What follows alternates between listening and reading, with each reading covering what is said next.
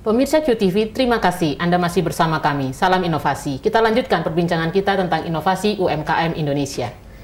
Ibu Nining melanjutkan yang tadi. Ibu mengatakan masih dominan di industri kreatif, sementara di pertanian masih kurang. Bisa Ibu elaborasi lebih lanjut?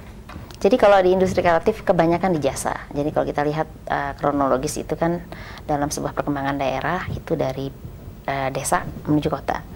Dari pertanian menuju kemudian industri, perdagangan dan jasa.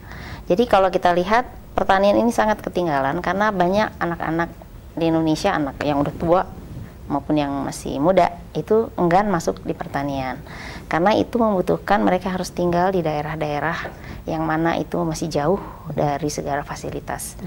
Kemudian yang kedua ada masalah season, di mana produk pertanian itu tidak bisa kita predik bahwa hasilnya akan memiliki probability yang tinggi untuk berhasil karena kita kadang-kadang terkena banjir, hama wareng dan sebagainya. Dan inilah yang membuat orang itu tidak membiasakan untuk menghadapi kondisi ini. Jadi di pertanian biasanya orang bergerak itu dalam jangka pendek. Jadi kalau dia jebol sekali dia nggak mau.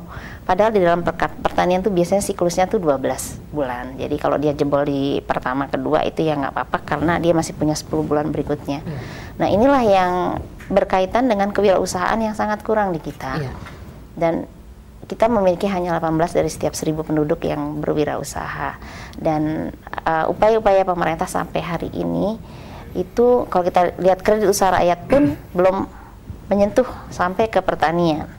Karena kalau kita lihat kredit usaha rakyat itu tidak memiliki grace period yang memadai untuk produk pertanian sampai dia bisa dipanen.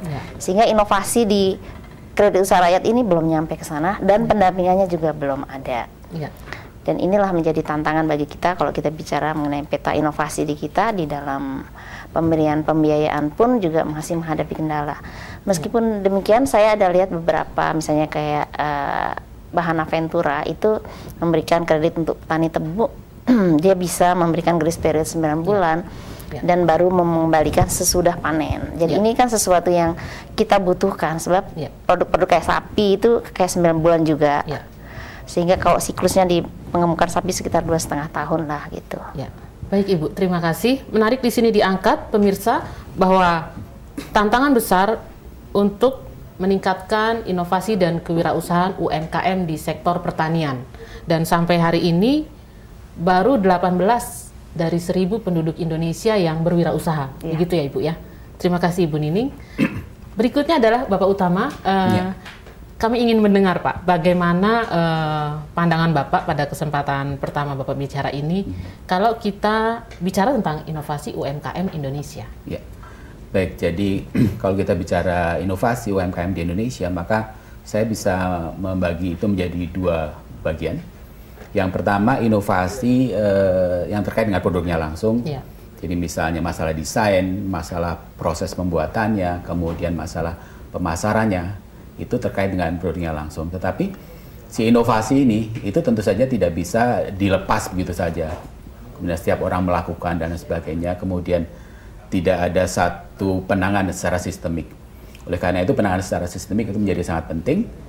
Masalah kelembagaan, bagaimana menjalin network sinergi, dan kita juga bagaimana menggali potensi-potensi yang ada gitu. Jadi bicara tentang sistem inovasi, kita juga bicara tentang sistem inovasi, bagaimana memperbaiki produk, tetapi kita juga secara sistem itu juga perlu dibangun agar supaya kemudian pembelajaran yang ada secara nasional ini juga bermanfaat di tempat-tempat yang lain gitu. Oleh karena itulah barangkali pentingnya kehadiran dari Pusat Inovasi UMKM. Pentingnya kehadiran Pusat Inovasi UMKM. Tujuannya adalah menangani secara sistemik?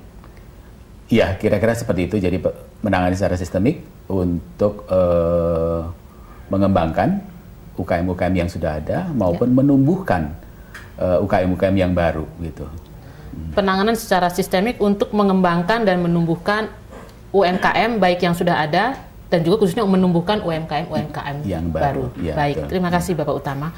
Sekarang kita akan coba gali lebih dalam inovasi UMKM apa sebetulnya yang sudah terjadi di Indonesia dari pengalaman Bapak Ibu sekalian ya.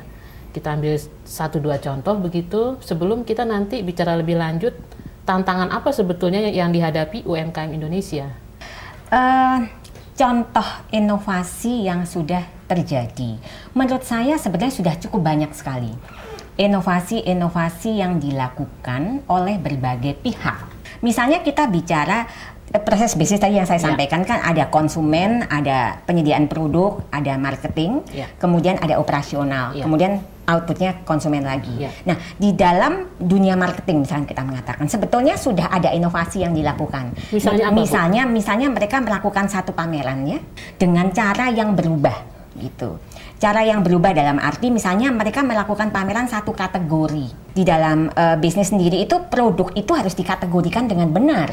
Kenapa? Karena kita bicara mengenai, kalau kita bicara mengenai UMKM kan kita bicara mengenai produk. Pasti ada produk. Barang atau jasa itu ya? Produk barang atau jasa. Nah, siapa yang menggunakan itu? Kan kita artinya harus melihat dari sisi bagaimana cara membeli. Misalkan kita produk. Bagaimana cara buyer dunia membeli produk itu.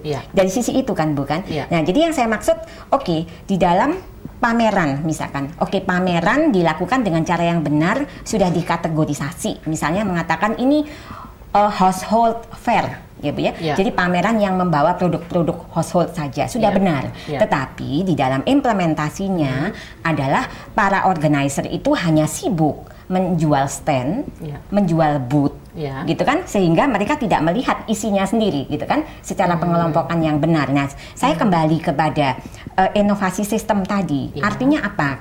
Sedangkan pameran itu, misalnya kita bicara pameran lagi, pameran itu bukan satu-satunya kegiatan di dalam pemasaran, di dalam ilmu marketing.